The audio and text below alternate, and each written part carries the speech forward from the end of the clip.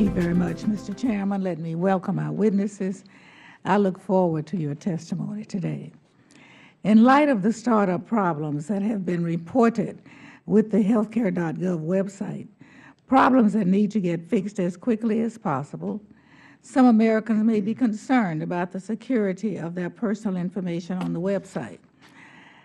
I can understand such concerns because anytime any of us go to the Internet, we are vulnerable to those who would attack public and private databases to get access to our information. That said, we have not heard much about security failures at Healthcare.gov. There is one recorded instance where an individual was mistakenly given access to the records of another person. There were initially security issues with the password reset function. The site has also been attacked by hackers in a denial of service attack. However, my understanding is that these issues were quickly fixed and the cyber attack was successfully prevented. The reality is that Healthcare.gov is subject to the same attacks as every other website and every other Internet accessible database. Every member of this committee knows that the computer vulnerabilities are exploited every day at companies and government offices across the world, leading to the compromise of a wide range of personally sensitive information. I'd like to draw your attention to a graphic that tries to illustrate major security failures of computer systems resulting in personal information being compromised. It is on the screens. As you can see, some of the biggest and most experienced Internet firms have suffered attacks, and often the personal information that is accessed goes well beyond identifying information to include credit card and sensitive financial information. Government institutions have also seen material stolen.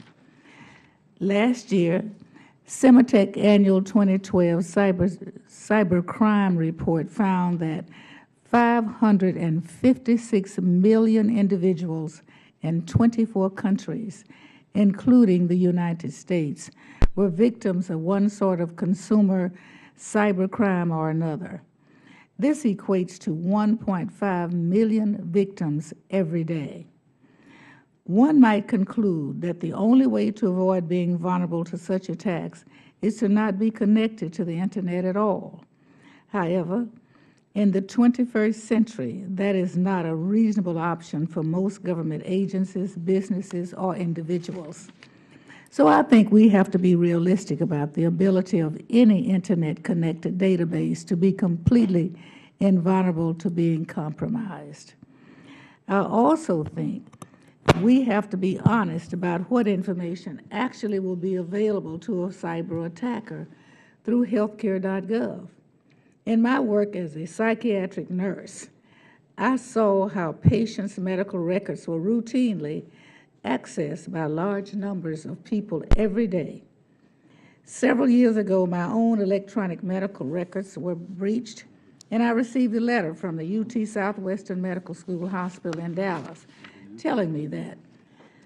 So how vulnerable are medical records on Healthcare.gov? Some, including two of the witnesses invited to testify today, have made public claims that the website will have all kinds of sensitive personal medical records in its database. That is simply not true. Healthcare.gov will not have patient or healthcare case information about anyone. Healthcare.gov will have the name, date of birth, Social Security number, and address of participants. But that information is also potentially available through every insurance company, bank, credit card company, and government agency that anyone deals with. And I've already pointed out the data breaches that have occurred and are occurring in these sectors of our economy. So while there can be legitimate concerns about the privacy in the healthcare field, Healthcare.gov should not be the cause of any exceptional fears in that regard. By saying that, I am not excusing the startup failures to implement the Affordable Care Act website in an effective way. Nor am I saying security failures are acceptable. They are not. I expect HHS will take every measure available to them to make the site secure and to maintain a high level of security going forward. However, I want everyone to keep the issues of security in perspective, and I hope that none of us will use this hearing to engage in fear-mongering in an effort to destroy participation in the Affordable Care Act. That would be irresponsible and frankly cruel. The Americans who most need the Affordable Care Act to work are those that are among the most vulnerable members of our society. Their personal medical data is not at risk on Healthcare.gov.